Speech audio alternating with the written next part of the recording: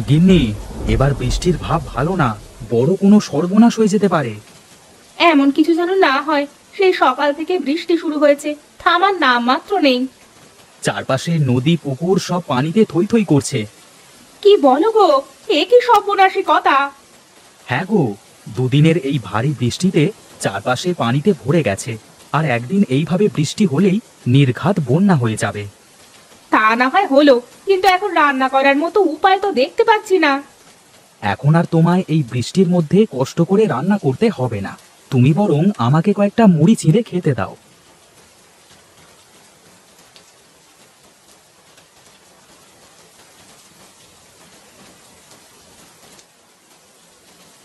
তুমি খেতে থাকো, আমি ভাতের চাল কয়টা একটু টুকা দিয়ে দেখে নিই।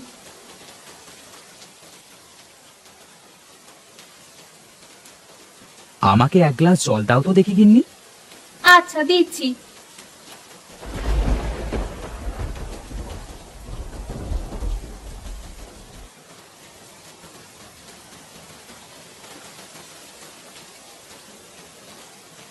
আহ, মুড়ি কয়টা খেয়ে পেটে একটু ধস ধরলো।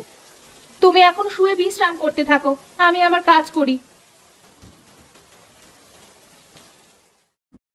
গিন্নি, আকাশ একদম পরিষ্কার হয়ে গেছে, মৃদু বাতাস বইতে শুরু করেছে। আজ বোধহয় আর বৃষ্টি হবে না। বৃষ্টি আর না হলেই ভালো, যা হয়েছে এই অনেক। সেই সকাল থেকে গরুগুলো আমার অনাহারে আছে। যাই, গরুগুলোকে কয়টা খেতে দিই। তুমি গরুর খাবার দাও, আমি রান্নাঘরে ঢুকলাম।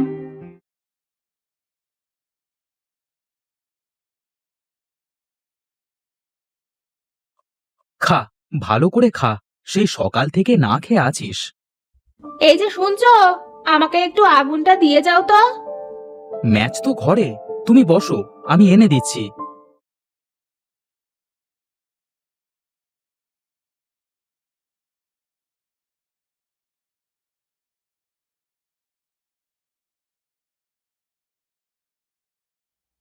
কি রান্না করবে গিন্নি এখন?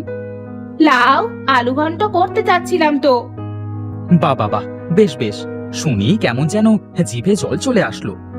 ঠান্ডার দিনে ঠান্ডা তরকারি ভালোই হবে। কি গো, তোমার হাতের কাজ কি শেষ হলো? এই তো গিন্নি, প্রায় শেষ হয়ে এলো। রান্না হয়ে গেছে, তুমি হাত মুখ ধুয়ে বসো, আমি খাবার দিচ্ছি। আমার হাত মুখ ধোয়াই আছে গিন্নি।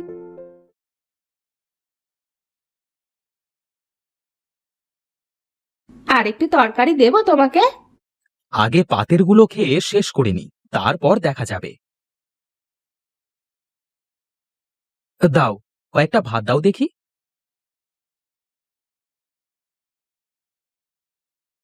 আজ বেশ কয়টা ভাত খেয়ে ফেললে যে। তরকারিটা বেশ মুখে ধরেছে গিন্নি। আজ আমার রূপার কথা মনে পড়ে গেল। অনেকদিন হলো রূপাকে দেখি না, তুমি বরং রূপাকে একবার গিয়ে দেখে আসো। ঠিক আছে, দেখব কালকে যেতে পারি কিনা।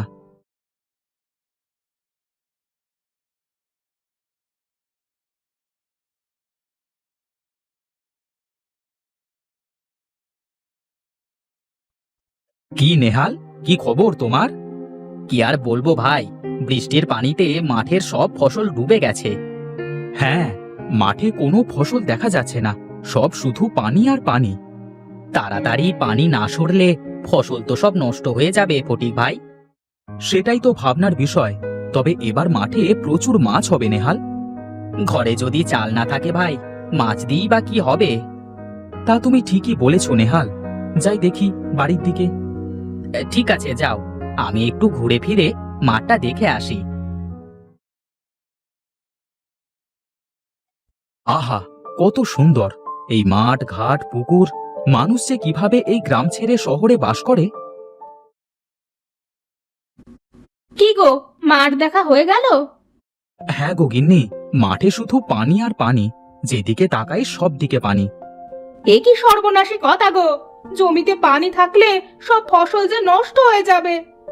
সবাই চেষ্টা করছে, তাড়াতাড়ি পানি বের হয়ে যাবে মাঠ থেকে। সে কি আর চারটেখানি কথা গো!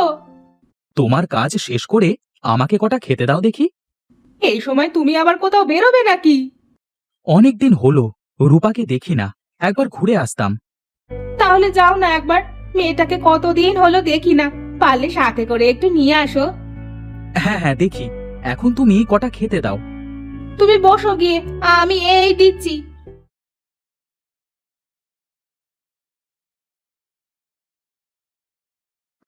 কই গো গিন্নি, আমি চললাম। এই নাও, সাথে করে এটা নিয়ে যাও। এতে আবার কি দিয়েছো? কয়টা ভাপা পিঠা বানিয়ে দিয়েছি, রূপার আবার ভাপা পিঠা খুব পছন্দ।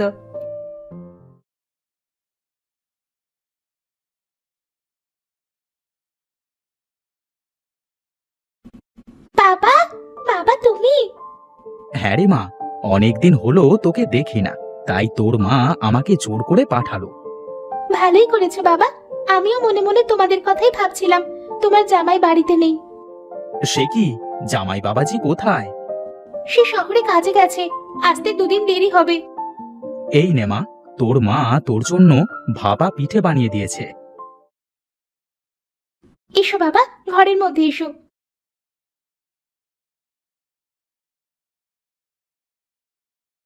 বাবা তুমি বসো, আমি তোমার জন্য খাবার নিয়ে আসি। না রে মা, মাত্রই তোর মার হাতে খেয়ে রওনা দিয়েছি। তুমি বসো তো বাবা, তোমার পছন্দের তরকারি রান্না করেছি। তাই নাকি রে মা? হ্যাঁ বাবা, তোমার জামাই হাট থেকে বড় বড় চিংড়ি নিয়ে এসেছিল, আমিও কচু শাক দিয়ে চিংড়ি রান্না করেছি। বাহ, বেশ। কপালে থাকলে দুপা হেঁটে সেখানে চলে আসে রে মা।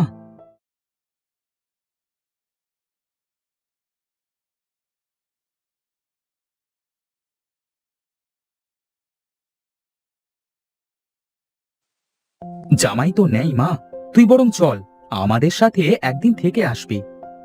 না বাবা, তোমার জামাই বাড়িতে এসে আমাকে না দেখতে পেলেই রেগে যাবে, আমি বরং অন্যদিন তোমার জামাইকে সাথে নিয়ে যাব। ঠিক আছে মা, তুই যা ভালো বুঝিস, তোর মা তোকে দেখতে চেয়েছে। তোমার জামাই আসলে একদিন গিয়ে মাকে দেখে আসো বাবা। তাহলে আজ আমি চলি রে মা। এক্ষুনি চলে যাবে বাবা? হ্যাঁ রে মা, তোর মা একা একা বাড়িতে আছে যে। ফটিক ঘর থেকে বেরিয়ে পড়ে এবং বাড়ির পথে চলতে শুরু করে। রূপা বারান্দায় দাঁড়িয়ে অপলক দৃষ্টিতে বাবার চলে যাওয়া দেখতে থাকে।